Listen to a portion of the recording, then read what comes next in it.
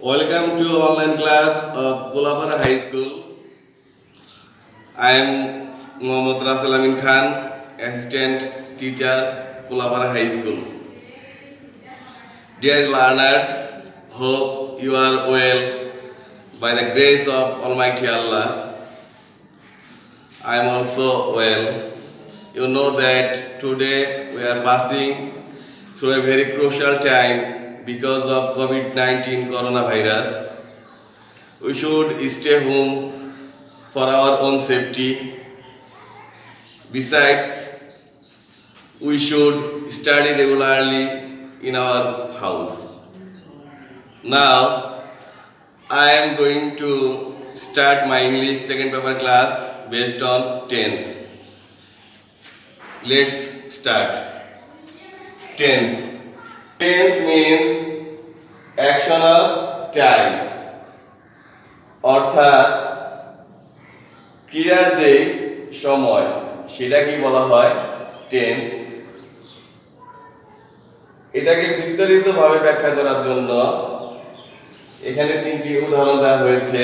The first one, we play cricket. The second one, we play cricket. And the third one, we will play cricket. Dear learners, do you find any dissimilarities among these three sentences? Yes, there are vast difference among the sentences. The first one, we play cricket. The sentence is done in the represents the present situation, and the second sentence, we played cricket, that we played cricket in our previous time. অর্থাৎ এটা দিয়ে বোঝায় যে cricket খেলাটা আমরা cricket খেলছিলাম এটা পূর্বের সময়ে। The third one, we will play cricket, that means we will play cricket later, অর্থাৎ পরবর্তী সময়ে আমরা ক্রিকেটটা খেলবো। অর্থাৎ এখানে তিন ধরনের সময়কে নির্দেশ করছে। প্রথমটা, আমরা ক্রিকেট খেলি, এটা আমাদের একটা সহজাত প্রবৃত্তি, অথবা বলতে পারি এটা আমাদের অভ্যাস, অথবা এটা একটা সাধারণ বিষয় বা ঘটনা। এবং দ্বিতীয় যে বাক্যটা, সেই বাক্যটাই হচ্ছে আমরা ক্রিকেট খেলেছিলাম, অর্থাৎ এই খেলাটা আমরা পূর্বে খেলেছিলাম, এখন না, সময়টা ছিল এখনকার চেয়ে আগে অথবা পূর্বে। এবং পরের যে বাক্যটা সেটা হচ্ছে আমরা ক্রিকেট খেলবো, এই সময়টা এখনো আসেনি, সময়টা সামনে আসবে। সেই হিসেবে আমরা বলতে পারি যে টেন্স প্রধানত তিন প্রকার।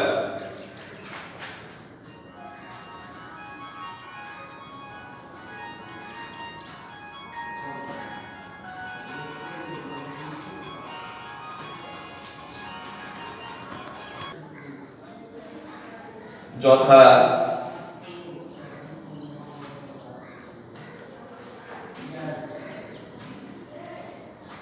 present tense,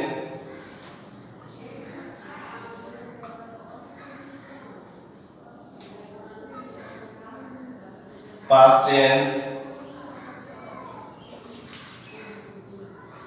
and the third one is future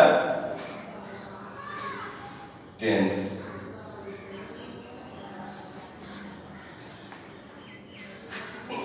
If we notice our three example, then we can say the first one, we play cricket, that is the example of present tense, we play cricket. It is the example of past tense, and we will play cricket. আমরা cricket খেলবো, এই কাজটা যেহেতু সামনে হবে এজন্য এটা হচ্ছে কি ফিউচার টেন্স অথবা ভবিষ্যৎকাল। প্রেজেন্ট টেন্স বর্তমানকাল, পাস্ট টেন্স অতীতকাল, এবং ফিউচার টেন্স হচ্ছে ভবিষ্যৎকাল।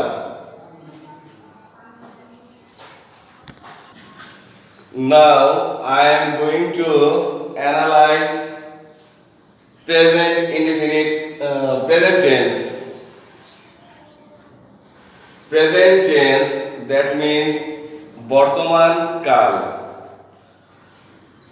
Present tense are four kinds: indefinite, continuous, perfect, perfect continuous.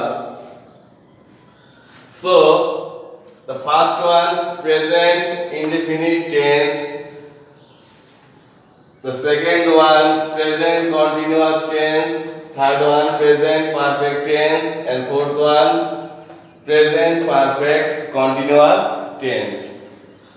We can also present indefinite tense as simple present tense.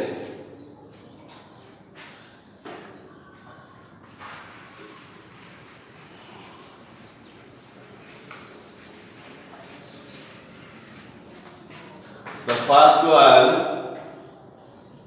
present indefinite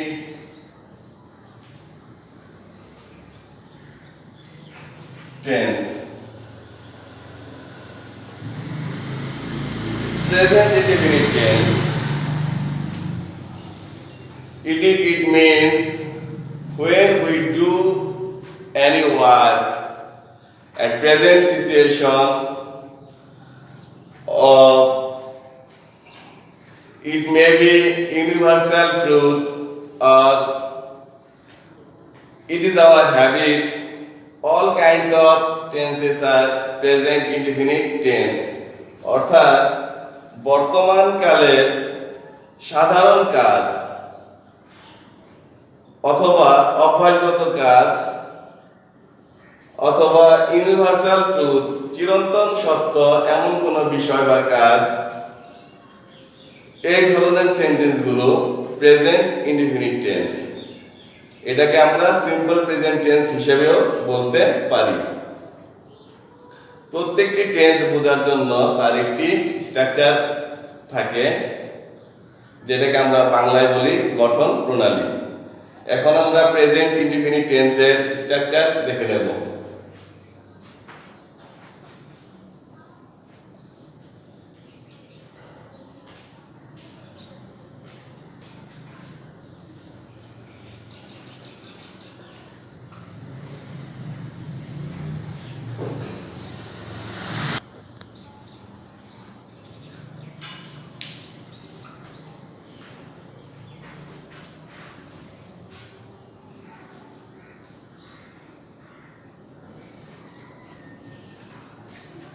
প্রথমে সাবজেক্ট, এরপরে মূল ভার্বের present form দিতে হয়। সাবজেক্টের পরে মূল ভার্বের প্রেজেন্ট ফর্ম দিতে হয়, এবং যদি বাকি থাকে তাহলে সেটা তারপরে দিতে হয়। অর্থাৎ সাবজেক্ট, মূল ভার্বের প্রেজেন্ট ফর্ম, দেন এক্সটেনশন।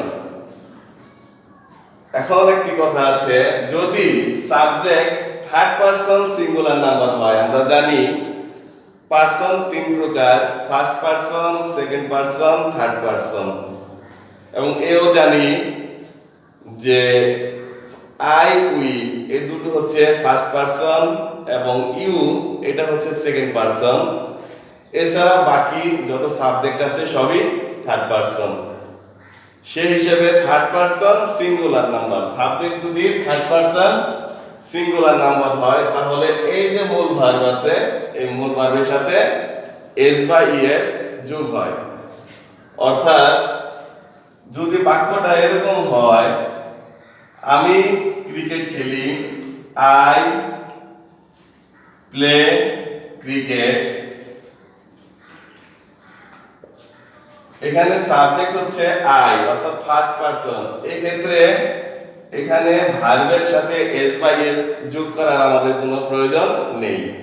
যদি সাবজেক্টটা এরকম হয়, হি প্লে ক্রিকেট, এই বাক্যটায় দেখা যায় এখানে সাবজেক্ট হচ্ছে হি। যেহেতু হি এটা থার্ড পারসন এবং হি মানে সে, একজন বোঝায়, এটা হচ্ছে থার্ড পারসন সিঙ্গুলার নাম্বার। যেহেতু সাবজেক্টটি থার্ড পারসন সিঙ্গুলার নাম্বার, এজন্য এই যে ভার্ব প্লে এর সাথে এস বা ইএস যোগ হচ্ছে, অর্থাৎ হি প্লেস ক্রিকেট। এখন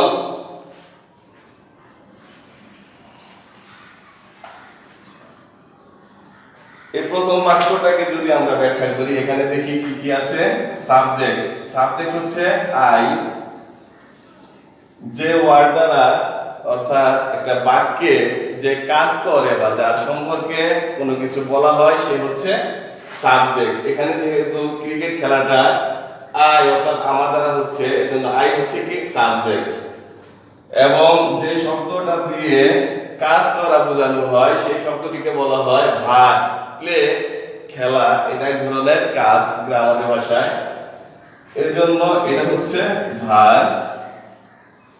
এবং পরবর্তীতে দেখা যাচ্ছে সাবজেক্ট ভার্বের পরে আরেকটি শব্দ এখানে আছে, সেটা হচ্ছে ক্রিকেট, অর্থাৎ এটা হচ্ছে এক্সটেনশন, বাকি অংশ।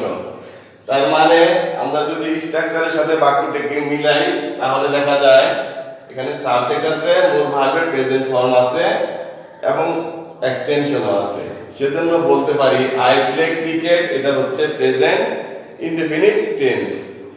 এরকম অনেক বাক্য হয়, যেমন we sing song, he walks, they swim, you go. এই সবগুলি হচ্ছে কি প্রেজেন্ট ইনডেফিনিট টেন্সের উদাহরণ।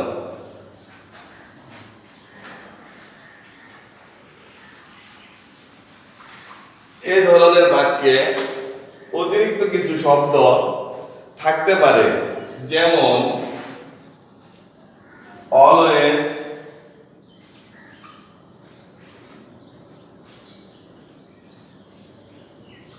এভরিডে,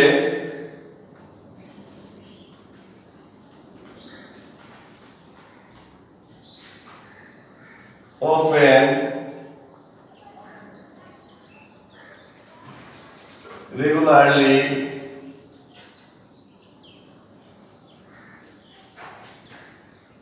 generally,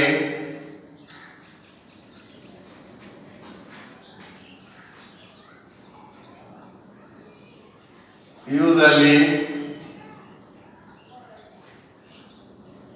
এই ধরনের শব্দগুলো প্রেজেন্ট ইনডেফিনিট টেন্সে বেশিরভাগ ক্ষেত্রেই বসতে পারে।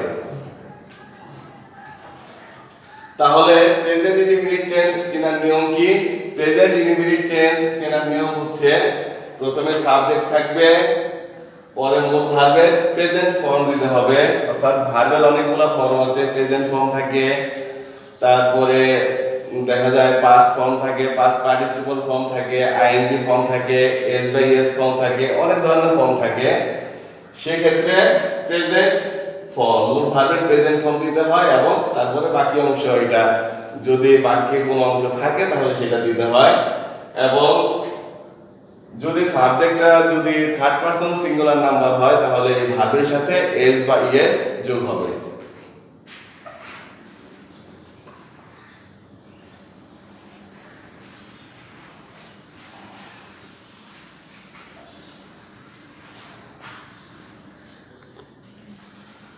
এই গেল প্রেজেন্ট ইনডেফিনিট টেন্সের অ্যাফারমেটিভ অবস্থা। এখন প্রেজেন্ট ইনডেফিনিট টেন্সের নেগেটিভ রূপও আছে। সেক্ষেত্রে দেখা যায় নেগেটিভ রূপটা কেমন। সেক্ষেত্রে সাবজেক্ট, তারপরে ডু নট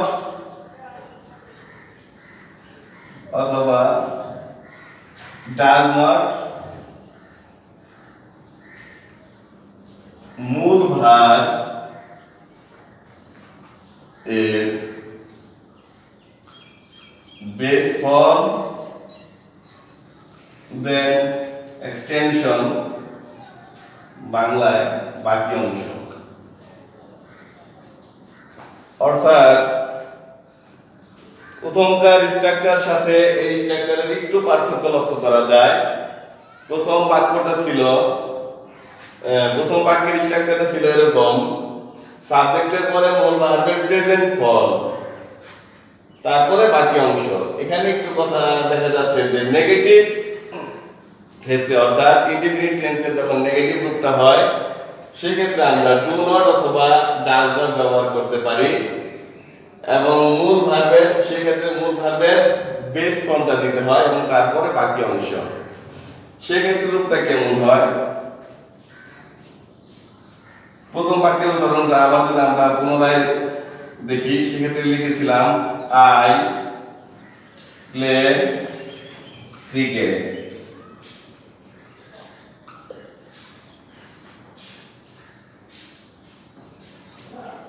নেগেটিভ ইনডিফিনিট টেন্সের ক্ষেত্রে দেখা যাচ্ছে সাবজেক্ট আই, সেক্ষেত্রে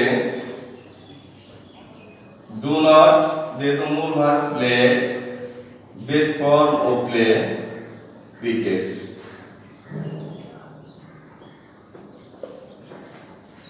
অর্থাৎ সাবজেক্ট যদি থার্ড পারসন সিঙ্গুলার নাম্বার হয় সেই ক্ষেত্রে হয় ডাজ, আর সাবজেক্ট যদি অন্য যে কোনো পারসনই হয় সেক্ষেত্রে ডু বসে।